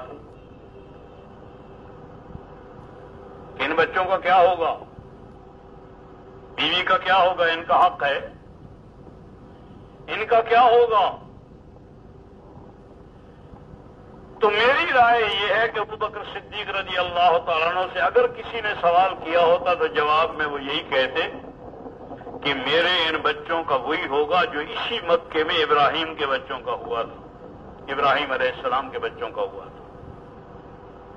جب تک ابراہیم علیہ السلام موجود ہیں سب لوگ یہی کہہ رہے ہیں کہ ابا پالنے والے ہیں. جب ابا اللہ کے حکم سے نکل چلے گئے تو پالنے والا کون, اللہ پالنے والے ہیں. تو ابا اچھا پالتا ہے یا اللہ اچھے پالتے ہیں. اور درمیان میں جب واسطہ اٹھتا ہے تو پھر اللہ اپنی خاص قسم کی تربیتیں فرماتے ہیں. وہ خاص تربیتوں میں اسی بنا پر حضرت ہاجرہ رضی اللہ تعالیٰ عنہ, حضرت ابراہیم علیہ السلام کی اہلیہ ہماری اماں جان, جب ابراہیم علیہ السلام اٹھ کے چل دیے نا تو چونکہ جو کرتے رہتے تھے وہ واقف ہے. جب کوئی تبلیغ والا گھر سے نکلنے لگتا ہے تو ماں بیوی نہیں سمجھ جاتی کہ یہ کہاں جا رہے ہیں, کہنے کی ضرورت نہیں, خود وہ سمجھ جاتے ہیں کہ کہاں جا رہے ہیں. جا رہے ہیں 2.5 گھنٹے کے لیے جا رہے ہیں, یا 8 گھنٹے کے لیے جا رہے ہیں, یا گشت کے لیے جا رہے ہیں, یا چلے کے لیے جا رہے ہیں, یا 3 چلے کے لیے جا رہے ہیں, سال کے لیے جا رہے ہیں, یا 6 مہینے کے لیے جا رہے ہیں, ملک کے اندر جا رہے ہیں یا ملک سے باہر جا رہے ہیں. تو حضرت ابراہیم علیہ السلام کو چلتا ہوا دیکھ کے حضرت سمجھ گئی کہ یہ تو جا رہے ہیں. تو انہوں نے ذرا تیز قدم اٹھا کے کندھے پہ جا کے ہاتھ رکھا اور فرمایا کہ ابراہیم کہاں جا رہے؟ انہوں نے کہا دین کی دعوت کے لیے جا رہا. تو انہوں نے کہا کہ ہمیں یہاں چھوڑ کے جانے کا اللہ کا حکم ہے. انہوں نے کہا اللہ کا حکم یہ ہے کہ ان کو یہاں چھوڑ دو اور جاؤ. پہلے ساتھ ساتھ لیے پھر رہے تھے, حضرت ہاجرہ شام میں بھی ساتھ رہے, مصر سے ساتھ چل رہی تھی. یہاں آ کے چھوڑ کے جانے کا حکم ہے. اتنا سن کے کہ اللہ کا حکم ہے یہاں چھوڑ کے جانے کا. حضرت ہاجرہ اسلام والی ہیں, ایمان والی ہیں. اس بنا پر وہ اندر کا ایمان تو ہر جگہ پر ظاہر ہوتا ہے, ہر قدم پر ظاہر ہوتا ہے, ہر حرکت پر ظاہر ہوتا ہے. وہ چھوڑ کے جا رہے ہیں اطمینان کے ساتھ. اور جب ان کو معلوم ہوا کہ اللہ کا حکم ہے ہمیں یہاں چھوڑ کے جانے کا, تو بالکل اعلان کیا باقاعدہ حضرت ہاجرہ نے کہ اذن لا یضیع، آپ جائیں فی امان اللہ، اذن لا یضیعنا، اللہ ہمیں ضائع نہیں فرمائیں گے۔ جب اللہ نے ہمیں چھوڑ کے جانے کا حکم دیا ہے تو اللہ ہماری حفاظت فرمائے گا ہر طرح سے، اندر کے اعتبار سے بھی، باہر کے اعتبار سے بھی، کھانے کے اعتبار سے، پینے کے اعتبار سے، ہر چیز کے اعتبار سے ہماری حفاظت ہوگی، عذاب بڑھتا ہوگا۔ اور پھر اللہ جل جلالہ نے ایسی غیب سے تربیت فرمائی کہ جو تربیت کا انداز اس طرح ان کا ہوا جیسے ان کو پالا گیا، ایسا تو کوئی پلا نہیں ہے۔ عرض کر رہا تھا کہ جس وقت میں سب سے پہلے یہ ایمان اندر داخل ہو گیا مکے والوں کے، اور پھر اللہ نے حکم دیا کہ نکلو، ہجرت حبشہ والے نکل کے حبشہ چلے گئے، پھر ہجرت کا حکم ملا، جو کبھی 10 گئے، کبھی 20 گئے، کبھی 8 گئے، کبھی 2 گئے، کبھی 6 گئے، اس طرح جاتے رہے یہاں تک کہ صدیق اکبر اور حضور صلی اللہ علیہ وسلم بھی چلے گئے۔ اپنا سب کچھ چھوڑا، اور سب کو چھوڑنے میں نفع ہی نفع کا یقین ہے، اور نفع ہی نفع حاصل ہوا، ہر چیز میں نفع ہے، ہر چیز کا فائدہ متعین ہے، اس لیے کہ نبی کے یقین پر ہے، نبی کے اعمال پر ہے، ہمارا کام صرف اتنا ہے، ہر چیز میں نفع ہوگا، یہاں تک کہ نقصان میں بھی نفع ہوگا، بیماری میں بھی نفع ہوگا، اور یہاں تک کہ جان دینے میں بھی نفع ہوگا، جان دینے میں نفع یقیناً۔ وہ صحابی جو گئے حضور کا پیغام پہنچانے کے لیے، اور اس کو غصہ آیا، اس نے نیزہ مارا، سیدھا سینے دل میں لگا، اور صحابی چت گرا، اور گرتے ہوئے کہا کہ فزت ورب الکعبہ، رب کعبہ کی قسم میں کامیاب ہو گیا۔ ساری کابینہ بیٹھی ہوئی پریشان ہو گئی، اور انہوں نے پوچھا ان کے ساتھیوں سے، صحابہ سے، کہ یہ کیسے کامیاب ہو گیا؟ تو مر گیا، ناکام ہو گیا، اس کا سب کچھ چھوٹ گیا۔ انہوں نے کہا نہیں، ہماری کامیابی یہی ہے کہ نبی کی بات پہنچا کے اپنی جان دے دیں، اسی میں کامیابی ہے۔ اور سید الکونین صلی اللہ علیہ وسلم نے اعلان کیا ہے کہ تمہیں ظاہری طور پر بیچارہ شہید جو ہے تڑپتا ہوا نظر آتا ہے، اور اتنے زخم ہیں اسے، اور مختلف قسم کے، شدید قسم کے، زہریلی قسم کی زہر سے بجھے ہوئے بھالوں کے زخم ہیں، کہ معلوم ہوتا ہے کہ تڑپ رہا ہے اور انتہائی اذیت اور تکلیف میں ہے، لیکن حضور صلی اللہ علیہ وسلم کا ارشاد ہے کہ شہید کو اپنے زخموں سے اتنی بھی تکلیف نہیں ہوتی، اور جان نکلنے میں جتنی تم میں سے کسی کو چیونٹی کے جسنے پر خراش سی ہوتی ہے اتنی تکلیف بھی نہیں ہوتی، بلا تکلیف کے جنت میں۔ اور جس وقت اس کی جان نکلتی ہے شہید کی، تو اس کی روح کو لینے کے لیے اللہ کے فرشتے اور جنت کی مخلوق جو اللہ نے اس کے لیے پیدا کر رکھی ہے، وہ ساری اس کے لیے آتی ہے۔ حضور صلی اللہ علیہ وسلم نے ایک موقع پر ارشاد فرمایا کہ یہ فلاں شہید جو ہے، ایک آدمی شہید ہوا، اور شہید ہوتے ہی حضور نے اس کی طرف نگاہ ڈالی، اور نگاہ ڈالنے کے بعد ارشاد فرمایا کہ یہ شہید معلوم ہوتا ہے روزے دار تھا۔ پوچھا کہ یہ روزے دار تھا، تو ساتھیوں نے کہا کہ ہاں یا رسول اللہ یہ روزے دار تھا۔ صحابہ نے پوچھا کہ یا رسول اللہ آپ نے یہ روزے کے متعلق کیوں پوچھا؟ فرمایا کہ میں اس واسطے کر کے کہ اس کے شہید ہوتے ہی اللہ کی مخلوق جو جنت سے اس کو لینے کے لیے آئی ہے، ان کے ہاتھوں میں شاندار قسم کے پینے کی چیزیں تھی، شربت تھے، تو مجھے اندازہ ہوا کہ یہ روزے کی حالت میں پیاسا تھا، شہید ہوا ہے، اس واسطے یہیں سے کھلانا پلانا شروع کیا ہے۔ اور بقول مولانا یوسف رحمۃ اللہ علیہ کے کہ باقی تو جتنے اعمال کرنے والے ہیں وہ سارے کے سارے جنت میں جائیں گے اپنے وقت پر، جب حساب کتاب ہوگا اور جنت میں جا کے میدان معاشر میں جا کے اللہ کا فیصلہ ہوگا، اس وقت جنت میں جائیں گے۔ لیکن جو اللہ کے لیے جان دینے والا ہے، شہادت حاصل کرنے والا ہے، مرنے والا ہے، جان دینے والا ہے میدان میں، اس کا جس وقت میں انتقال ہوتا ہے، انتقال ہوتے ہی ساری جنت اس کے حوالے کر دی جاتی ہے، اسی وقت جنت میں داخلہ ہو جاتا ہے اس کا، اور اس کو ایک نہایت شاندار سواری مل جاتی ہے، جیسے ہوتا ہے نا ہوائی جہاز، جہاں جی چاہے ساری جنت میں پھرو، اور کبھی یہاں کبھی وہاں، کبھی حضور کی جنت میں، کبھی ابوبکر کی جنت میں، کبھی عمر کی، سارا شہید کے حوالے ہے، سارا ملک، ساری خدا کی جنت، ساری خدا کی خدائی اس کے ہاتھ میں ہے۔ تو عرض کر رہا تھا کہ آدمی جس حال میں بھی ہے، ہر چیز میں کامیابی ہی کامیابی، فائدہ ہی فائدہ، نفع ہی نفع، شرط یہ ہے کہ ایمان پر آ جائے، اعمال صالحہ پر آ جائے۔ یہ تو ہے پہلی بنیاد کہ آدمی کے لیے ہر چیز میں نفع اسی وقت میں ہوگا جس وقت اس کا لا الہ الا اللہ بھی صحیح ہو جائے اور محمد الرسول اللہ بھی صحیح ہو جائے۔ اب اس کی ذرا سی تفصیل کہ ایمان کسے کہتے ہیں۔ ایمان تو اندر کے یقین کا نام ہے۔ جہاں تک زبان کا تعلق ہے، اگر یہی یقین جس کو میں کہہ رہا ہوں کہ مخلوق سے نہ ہونے کا یقین، اکیلے خالق سے سب کچھ ہونے کا یقین، کسی مخلوق سے کچھ نہ ہونے کا یقین پہلے ہے، بقول مولانا یوسف رحمۃ اللہ علیہ کے کہ دیکھو جیسے مرے ہوئے سانپ سے کچھ نہ ہونے کا یقین ہے، اسی طرح ساری مخلوق سے نہ ہونے کا یقین ہونا چاہیے۔ سمجھئے؟ جیسے مرے ہوئے سانپ سے کچھ نہیں ہوتا، ایسے ہی حکومت سے کچھ نہیں ہوتا، ایسے ہی ایٹم سے کچھ نہیں ہوتا، ایسے ہی اسلحہ سے کچھ نہیں ہوتا، ایسا ہی پیسے سے کچھ نہیں ہوتا، کسی بڑے چھوٹے سے کچھ نہیں ہوتا، چونٹی سے لے کے جبریل علیہ السلام تک صرف جو کچھ ہوتا ہے اللہ سے ہوتا۔ اس کا نام ایمان ہے، دل کا یقین۔ اگر دل میں یہ یقین نہیں ہے،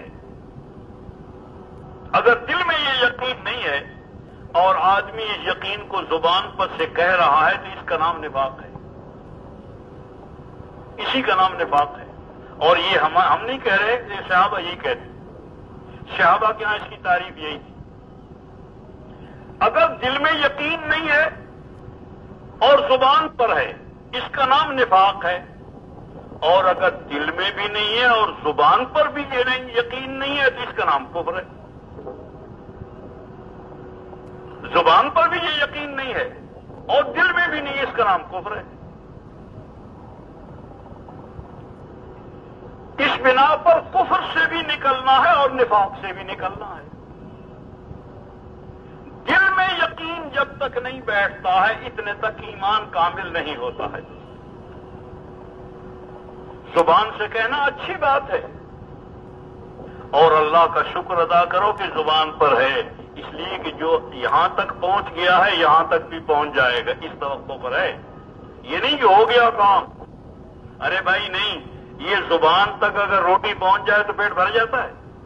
بھائی اندر جائے گا تو جب ہی کام بنے گا۔ یہ زبان پر جو کلمہ ہے نا، ایسا ہی ہے جیسے زبان پر روٹی رکھی ہوئی ہو، اب اگر اس کو چبائے گا اور اندر جائے گی تو پیٹ بھرے گا، اور اگر اندر نہیں جائے گا تو پیٹ نہیں بھرے گا۔ اسی طرح اگر زبان پر کلمہ ہے اور دل تک نہیں پہنچا ہے تو کام نہیں چلے گا، اس کو دل تک پہنچانا ہے۔ دل کے یقین کا نام ایمان ہے۔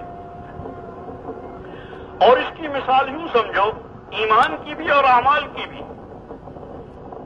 یہ زبان سے کہنے کی اور تقریریں کرنے کی اور سننے کی چیزیں نہیں ہیں، بلکہ اپنے اپنے ٹھکانے پر جب یہ آتی ہیں تو جب ہی فائدہ حاصل ہوتا ہے اس کا۔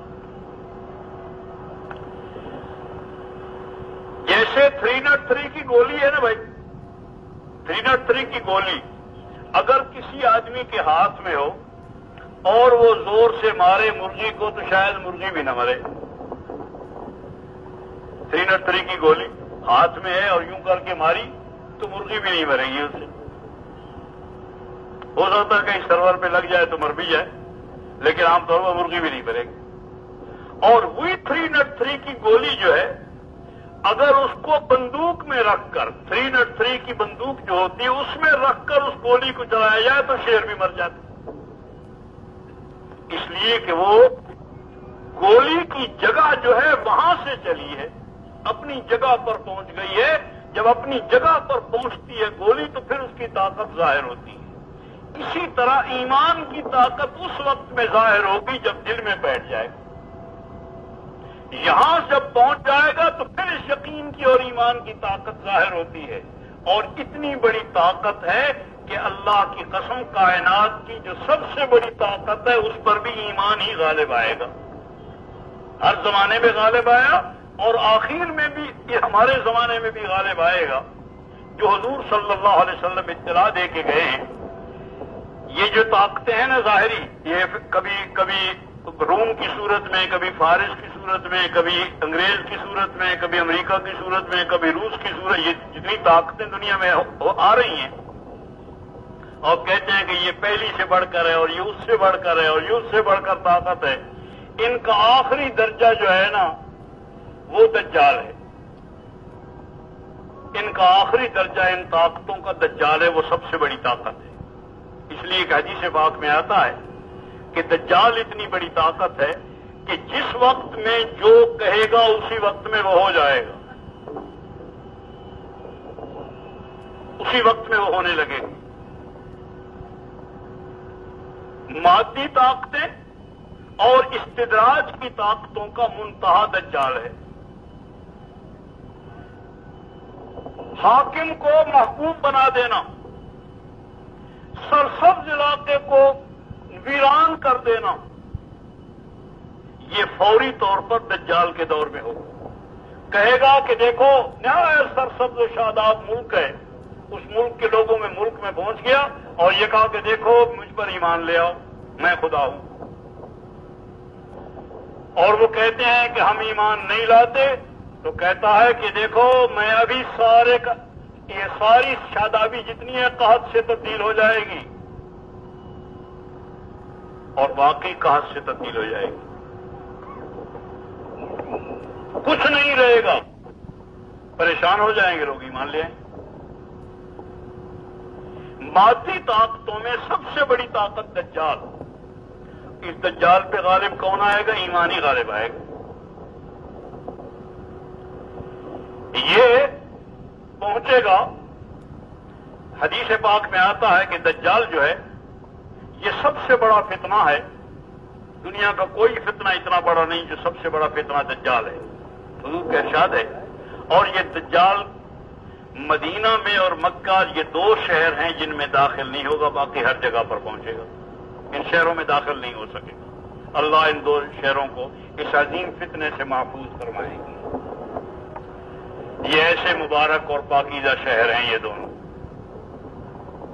لیکن اتنی بات ہے کہ جو لوگ اسی دجالی یقین والے ہوں گے وہ مدینے سے اور مکے سے نکل کر اس کے بعد پہنچ جائیں گے وہیں۔ یہ الگ صورت ہے۔ جو مادی یقین مال پر یقین رکھنے والے اور مادی چیزوں پر یقین اللہ کی ذات پر یقین رکھنے والے وہ نکل کر باہر پہنچ جائیں گے۔ اسی دوران میں ایک ایمان والے کو دجال پکڑ لے گا اور اس سے کہے گا کہ دیکھو مجھ پر ایمان لے آؤ ورنہ میں تمہیں ختم کر دوں گا، قتل کر دوں گا۔ تو وہ کہے گا کہ قتل کر دو، مجھے یہ یقین ہے تو شکل سے نظر آ رہا ہے کہ تو دجال ہے، جو علامتیں حضور نے بتائی ہیں وہ تیرے اندر موجود ہیں، تو دجال ہے، مجھے اپنے نبی کی بات پر یقین ایمان ہے، تو دجال ہے، میں تجھ پر ایمان نہیں لا سکتا۔ تو دجال کو غصہ آئے گا اور اس غصے میں اس کے دو ٹکڑے کر کے ختم کر دے گا اسے۔ مر جانے کے بعد دجال اپنے لوگوں کو اور وہاں کے لوگوں کو اس کے درمیان میں دو ٹکڑوں کے چل کے دکھلائے گا فخر کے ساتھ کہ دیکھو میں نے قتل کر دیا ہے۔ یہ بہت کہتا تھا کہ میں ایمان والا ہوں، میں ایمان والا ہوں، اپنے نبی کی بات پر ایمان رکھتا ہوں۔ اور اس کے بعد یہ دجال اس آدمی سے کہے گا کہ زندہ ہو جا، اور اس کے کہنے پر پھر زندہ ہو جائے گا۔ کوئی آدمی زندہ ہو جائے گا تو اس کو یہ کہے گا کہ دیکھ یہ تیرے آدمی سارے گواہ ہیں تیرے ملنے والے کہ میں نے تجھے قتل کیا اور دوبارہ زندہ کیا، اب تو مجھ پر ایمان لیا۔ کہنے لگے اب تو بالکل یقین ہو گیا مجھے کہ میرے نبی کی بات آتا ہے، اب تو آنکھوں دیکھی بات ہو گئی۔ حضور نے یہی کہا ہے کہ یہ قتل کرے گا اور پھر زندہ ہو جائے گا وہ ایمان والا۔ اب تو میرا دل جو ہے وہ اپنے یقین کے اعتبار سے اپنے بالکل آخری درجوں پر پہنچ گیا ہے، اور اس یقین کے بعد، اس ایمانی قوت کے مظاہرے کے بعد اس دجال کی ساری طاقتیں اللہ سلب فرما لے گا، کوئی طاقت اس کے اندر باقی نہیں رہے گی، اور پھر وہ کسی کے اسی امت کے لوگوں میں کے افراد میں سے کسی کی سانس کے ساتھ ہی قتل ہو جائے گا اور عیسیٰ علیہ السلام کے ہاتھوں سے، اور ختم ہو جائے گی دجالی طاقت۔ وہ اس فتنے کو ختم کرنے کا سامان کیا بنا؟ ایمان۔ ایمانی طاقت اتنی عظیم ہے کہ وہ دجال کو بھی ختم کرنے کا سامان ہے۔ یہ باقی طاقتیں تو معمولی قسم کی کوئی لمبی طاقتیں نہیں ہیں، ہر طاقت پر غالب آنے والی طاقت ایمان ہے، لیکن شرط یہ ہے کہ وہ یہاں اپنی جگہ پر آئے، اس سے پہلے ایمان نہیں ہوتا ہے۔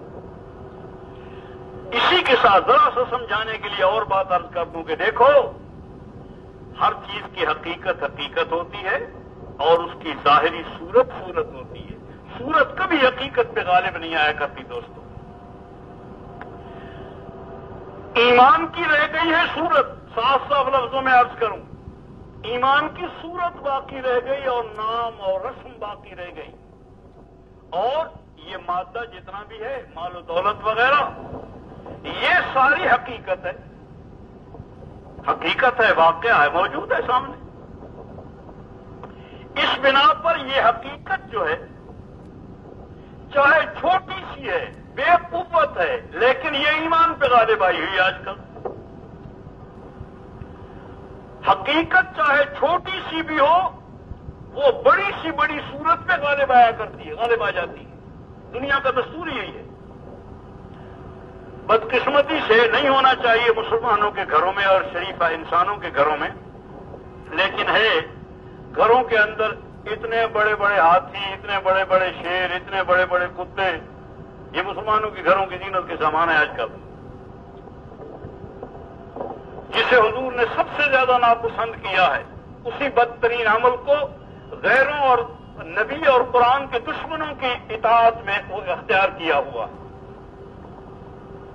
آخری درجے کی حماقت۔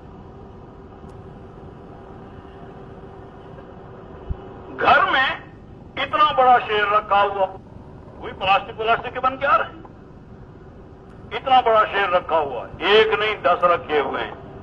اگر رات کو کسی چوہے کو خیال آ جائے، چوہے کو نہیں، چوہیا چھوٹی تھی، اس کو کہیں خیال شریف میں اس کے آ جائے، اس شرارت چوہے کی فطرت ہے، اگر اس کو رات کو شرارت ہوئی، انشاءاللہ 10 کے 10 شیر غائب ہوں گے رات میں، سب کے کان کترے ہوئے ہوں گے صبح کو۔ ہے چوہیا، بالکل بے طاقت، لیکن حقیقت ہے۔ حقیقت شیر کی صورت پر بھی غالب آئے گی۔ یہ دنیا اس وقت حقیقت ہے اور ایمان اس وقت میں حقیقت نہیں بن رہا، نہ ہم اسے حقیقت بنانے کے لیے زور لگا رہے ہیں، نہ اسے سیکھنے کے لیے تیار ہیں، نہ اپنے اندر پیدا کرنے کی فکر کر رہے ہیں۔ اگر ایمان کی حقیقت وجود میں آ جائے تو اللہ کی قسم کوئی بھی اس کے مقابلے پر نہیں ٹھہر سکتا ہے۔ شیر کی صورت جو ہے، اس صورت کو تو چوہیا بھی قطر جائے گی، چوہیا بھی ٹکڑے ٹکڑے سوراخ کر ڈالے گی راتوں رات، لیکن اگر شیر آ جائے تو پوری کراچی نہیں رہ جائے گی، پوری کراچی سنبھل جائے گی کہ کیا ہوگا، کہاں جائیں۔ ہر آدمی اندر باہر نکلتے ہوئے ڈرے گا کہ شیر آیا ہوا شہر میں۔ ایمان اتنی بڑی طاقت ہے کہ اگر وہ آ جائے تو کائنات ڈرے گی اس ایمان سے۔ اللہ جل جلالہ نے اس کو ایسا رعب عطا فرمایا ہے، وہ ایسی طاقت ہے کہ سب کو جھکنا ہوگا اس کے سامنے۔ جیسے روم و فارس کو اللہ نے جھکایا تھا، روس امریکہ بھی اس کے سامنے جھکے گا۔ کوئی اس کا مقابلہ نہیں کر سکتا مگر ایمان کی صورت کا نہیں، ایمان کی حقیقت کی بات ہے۔ وہی ایمان کی حقیقت جو ابو بکر کے دل کے اندر موجود تھی، جو عمر کے دل میں موجود تھی، جو عثمان کے دل میں موجود تھی، جو علی المرتضیٰ کے دل میں موجود تھی، اس حقیقت کو وجود میں لانے کی محنت، اسی کے لیے یہ محنت ہو رہی ہے، ایمان کی محنت۔ دوسری چیز ہے اعمال۔ اعمال کی بھی بالکل وہی کیفیت ہے۔ نماز کی صورت سے نہیں بنے گا کام، نماز کی حقیقت سے کام بنے گا۔ اخلاص کی صورت سے نہیں بنے گا، اخلاص کی حقیقت سے کام بنے گا۔ اخلاق کی صورت سے نہیں بنے گا، اخلاق کی حقیقت سے کام بنے گا، وہ تب کام صحیح ہوگا۔ یہ جتنے اعمال ہیں اس کی صورت سے نہیں بلکہ حقیقت تک یہ اپنے پہنچ جائیں تو پھر اللہ جل جلالہ ایسے آدمیوں کو جن کے اندر ایمان ہوگا، یقین صحیح ہو جن کا، جن کی نماز صحیح ہو، جن کے اخلاق صحیح ہو، جن کے اندر اخلاص ہو، اللہ کے لیے جن کو عمل کرنا آتا ہو۔ عمل جب تک اللہ کے لیے نہیں ہوتا، جب اللہ کی طرف منسوب ہوگا تو اللہ کی طاقت ہوگی اس میں، جب ہمارا عمل ہوگا تو ہماری طاقت ہوگی، ہماری طاقت تو کوئی چیز نہیں ہے۔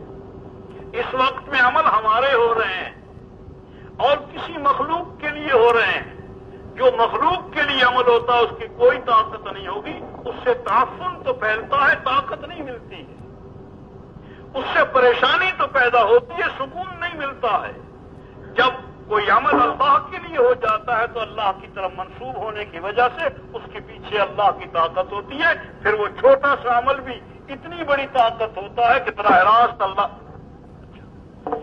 راست اللہ جل جلالہ سے دلوانے والے بنتا ہے۔ اسی بنا پر حضور نے فرمایا کہ جب کوئی مشکل پیش آئے 2 رکعت نماز پڑھ کے جو مانگو اللہ سے اللہ عطا فرما دے گا، بشرطے کہ وہ اللہ کے لیے ہو۔ تو عرض یہ کر رہا تھا کہ ایمان اور اعمال یہ جس وقت آدمی کے اندر پیدا ہو جائیں، سب سے پہلا کام کرنے کا یہی ہے۔ اور دوسرا کام کیا ہے؟ دوسرا کام وہی ہے جس کے لیے اللہ نے ہمیں پیدا کیا۔ یہ سب کچھ آ گیا، ایمان سیکھ لیا، اخلاق سیکھ لیے، عبادت سیکھ لی، اللہ اخلاص سیکھ لیا، اللہ کی یاد سیکھ لی، حضور صلی اللہ علیہ وسلم کا علم حاصل کر لیا، یہ سب حاصل ہو گیا۔ یہ سب حاصل ہو گیا تو کام پورا نہیں ہو گیا۔ ابھی تو تم مسلح ہوئے ہو، کسی کام کے بنے ہو، اس سے پہلے تو کسی کام کے تھے نہیں۔ اب وہ کام کرو جس کام کے لیے پیدا ہوئے۔ جیسے فوج ہوتی ہے نا، بھائی وردی پہنو، پریڈ کرو، اپنے اندر قوت جسمانی بھی پیدا کرو، اور یہ اسلحہ بھی سیکھو چلانا، اسلحہ بھی چلانا سیکھ لیا، اور نیچے سے اوپر تک وہ ہوائی جہاز اور سب کچھ اڑانا پڑھانا، اور اس کا جو ہے وہ جتنے نیا سے نیا اسلحہ ہے اس سارے کو چلانا، بٹھانا، اٹھانا، چلانا سب سیکھ لیا۔ بس سیکھنے کے بعد کام ختم ہو گیا؟ نہیں، سیکھنے کے بعد اب تم کام کے بنے، اب کام کرو۔ ایمان آ گیا، اخلاق آ گئے، عبادت آ گئی، معاملات صحیح ہوئے، اس کو سیکھنے پر وقت لگا، اور جس وقت میں اس کو سیکھ لیا ہے، اس کے سیکھتے سیکھتے بھی اور اس کے سیکھنے کے بعد ان کو سیکھنے کی غرض یہی ہے کہ تم نے اس ساری انسانیت کو اس ایمان پہ لانا ہے، اس عبادت پہ لانا ہے، ان اخلاق پہ لانا ہے، اس نبی کی معاشرت پہ لانا ہے۔ جیسے حضور صلی اللہ علیہ وسلم نے سب کو یہی سکھایا، اور جتنے سیکھنے والے تھے ان سب نے ان ساری دولتوں کو تقسیم کرنے کے لیے ملکوں میں پھرے، محلے میں پھرے، گھر میں محنت کی، محلے میں محنت کی، علاقے میں محنت کی، ملک میں محنت کی، دوسرے ملکوں میں محنت کی، اور تمام عالم کی فکر کی کہ تمام عالم تک یہ دولتیں، ایمان جو میرے اندر آیا ہے یہ سارے عالم تک پہنچے، علم جو میرے اندر آیا ہے یہ عالم تک پہنچے، اللہ کی یاد جو میرے اندر آئی ہے یہ عالم تک پہنچے، اخلاق جو میرے اندر آئے ہیں اس پر پوری امت، پوری انسانیت آئے، اپنے بھی اس پر آئیں، غیر بھی اس پر آئیں، حاکم بھی اس پر آئیں، محکوم بھی اس پر آئیں، غریب بھی اس پر آئیں، امیر بھی اس پر آئیں، مرد بھی اس پر آئیں، عورتیں بھی اس پر آئیں، جوان بھی اس پر آئیں، پڑھے لکھے بھی اس پر آئیں، ان پڑھ بھی اس پر آئیں، گورے بھی اس پہ آئیں، کالے بھی اس پہ آئیں، اس کی محنت کرنے والا بن جائے، اس لیے کہ یہ محنت کرنا جیسے حضور کا مقصد حیات ہے، اسی طرح ہر امتی کا مقصد حیات یہی ہے۔ اور یہ مقصد حیات اس وقت تک پوری طرح آدمی نہیں کر سکتا جب تک اس کے اندر ایمان نہ ہو، اس کے اندر اخلاق نہ ہو، اس کے اندر عبادت نہ ہو، اس کے اندر علم نہ ہو۔ ان ساری چیزوں کو اپنے اندر لو اور اس کو عالم تک پہنچاؤ۔ اور اپنے اندر لینے کا بھی طریقہ حضور صلی اللہ علیہ وسلم والا اختیار کرنا ہوگا۔ ایمان کو جو سیکھنا ہوگا تو حضور کے طریقہ کے مطابق، جیسے حضور نے مکے میں چلتے پھرتے دعوت دیتے ہوئے ایمان سکھایا ہے، اسی طرح جو ایمان سیکھے گا اس کو حقیقت ایمان اور اسی طرح کا اصلی ایمان حاصل ہوگا، اسی کو اسی طرح کا علم حاصل ہوگا جو حضور کی دعوت کے انداز پر علم حاصل کرے گا، اسی انداز پر اللہ کی یاد کو حاصل کرے گا، اسی انداز پر حضور کے اخلاق کو حاصل کرے گا۔ اور جو ترکیبیں تم لڑاؤ گے اور اس کو سیکھنے کے لیے نئے نئے کڑاک کھڑے کرو گے، ان سے کبھی یہ چیز حاصل نہیں ہوگی جو مکے والا ایمان تھا، جو مکے والے اخلاق تھے، جو مکے والی معاشرت تھی، جو مکے والی یاد تھی، جو مکے والا علم تھا، اس طرح سے ہی حاصل ہوگا جو محمد الرسول اللہ صلی اللہ علیہ وسلم نے اس کا طریقہ اختیار کیا تھا۔ ایمان کی دعوت دو، اللہ ایمان نصیب فرمائیں، ایمان قوی سے قوی تر ہوتا جائے۔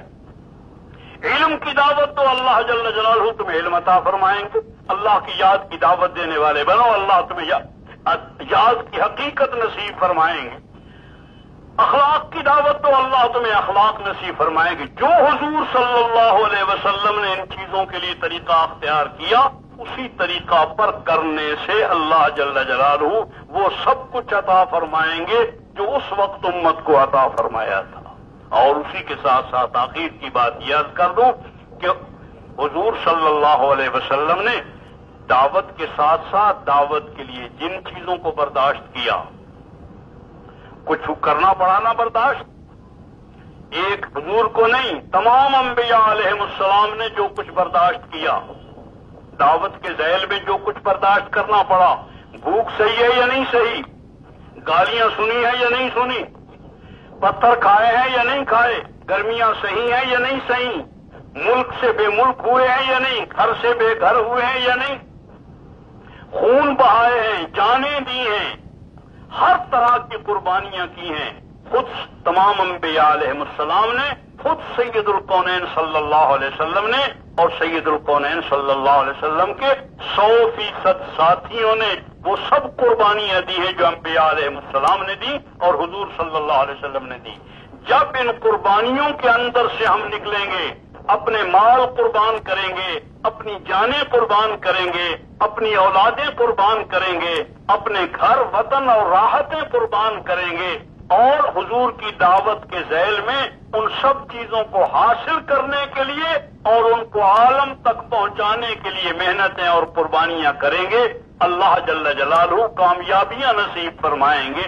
جتنا جتنا ان مراحل سے گزرتے چلے جائیں گے، اللہ جل جلالہ مدد فرماتے چلے جائیں گے، اور وہ سارا کچھ ہونے لگے گا جس کا ہر آدمی کا جی چاہتا ہے کہ اللہ جل جلالہ پورے عالم میں پورے دین کو عام فرما دیں اور تام فرما دیں، اور اسلام کو غلبہ بھی نصیب فرمائیں، محبوبیت بھی نصیب فرمائیں، مرجعیت بھی نصیب فرمائیں، اور سارے کے سارے لوگ صحیح انداز کے ساتھ زندگیاں گزار، حاکم بھی صحیح چلیں، محکوم بھی صحیح چلیں، غریب بھی صحیح چلیں، امیر بھی صحیح چلیں، پڑھے لکھے بھی صحیح چلیں، ان پڑھ بھی صحیح چلیں، عورتیں بھی صحیح زندگی گزاریں، مرد بھی صحیح زندگی گزاریں۔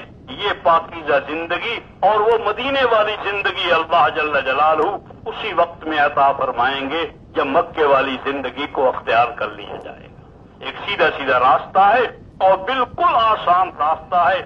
اس راستے کی محنت کرنے کے لیے اور اس راستے پر خود چلنے کے لیے اور پوری انسانیت کو چلانے کے لیے حوصلوں کے ساتھ اپنے وقت لگاؤ کہ ہم اتنا اتنا مال لگانے کو تیار ہیں اور اتنا اتنا وقت لگانے کے لیے تیار ہیں۔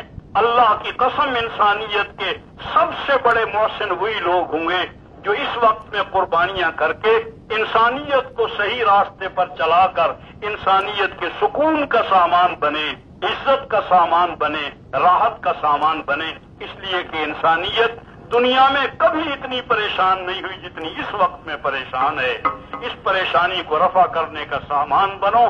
تھوڑی سی قربانیاں کرنے سے اللہ جل جلالہ ہماری پریشانیاں بھی دور فرمائیں گے اور کائنات کے رہنے والی ساری انسانیت بلکہ ساری مخلوق کی پریشانیوں کو بھی دور فرمائیں گے۔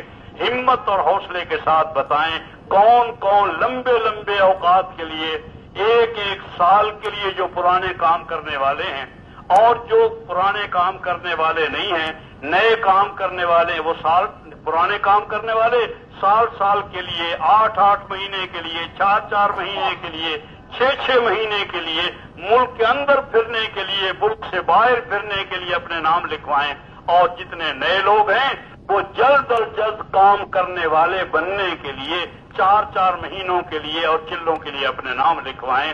بیٹھے رہیں، اللہ آپ کو جزائے خیر دے۔ ایک بات سمجھانے کی کوشش کیے، اس کی عملی صورتیں اللہ پیدا فرمائیں، اس لیے کہ یہ تو آپ جانتے ہی ہیں کہ دوستو صرف سننے سے اور کہنے سے کام نہیں بنتا بلکہ کرنے سے کام بنے گا، اور کرنے والے ہم ہی ہیں۔ اس وقت میں کوشش کرو اس بات کی، اٹھ کے جانے کی شکل بالکل اختیار نہ کریں، اس لیے کہ یہ صورت سے ہی نہیں بنتی بلکہ یہ سمینا و عصینا کی شکل بن جاتی ہے، حقیقت نہیں ہوتی تو بھی صورت صحیح نہیں ہے۔ اس بنا پر عرض کر رہا ہوں کہ اطمینان سے بیٹھے رہیں اور اس کے لیے دعائیں کریں، تدبیریں کریں، کوششیں کریں کہ جو کچھ کہا گیا ہے اللہ اس ایمان اور اعمال صالحہ کی بنیاد پر دنیا میں زندگی اور دنیا کی جو رائج غلط زندگی چل رہی ہے اس میں تبدیلیاں فرمائیں تمام ملکوں میں، تمام عالم میں، اور اس کے لیے ہماری جان و مالوں کو قبول فرما لیں۔ اس کے لیے اوقات لکھوانے کی تدبیریں کریں، ہمت اور حوصلے کے ساتھ بولیں۔ میرے بولنے کا وقت ختم ہوا، صرف لکھنے والا اٹھے اور لکھانے والے اٹھیں۔ مجمع کے اندر لکھنے والے بھی موجود ہیں، جہاں جہاں تک یہاں آواز آتی ہے ہمیں لکھواتے رہیں، جہاں آواز نہیں آتی وہیں پر لکھنے والے موجود ہیں، لکھنے والے کھڑے ہو جائیں اور لکھانے والے کھڑے ہوں، اس کے علاوہ کوئی آدمی اٹھے نہیں۔ اللہ جزائے خیر عطا فرمائے، جو وقت آپ نے لگایا ہے اسے اللہ قبول فرمائے اور مزید کے لیے اس کا سامان بنائے۔ جی